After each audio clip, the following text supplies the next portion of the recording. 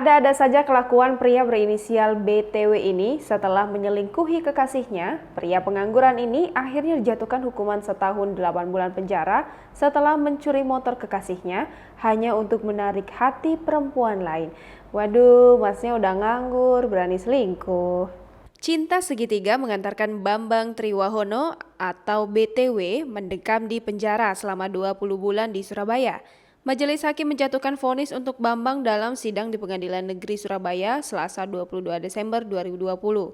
Bambang divonis bersalah menggelapkan motor kekasihnya. Cinta segitiga ini bermula saat Bambang kenalan dengan cewek berinisial UM di Facebook.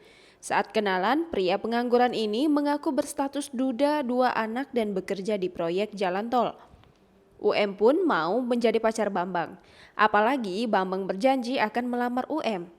Karena janji tersebut, UM mempersilahkan Bambang tinggal di kamar kosnya di Jalan Tandes Lor. Ternyata Bambang menyumbangkan motor tersebut ke klinik di Jalan Kapas Madya.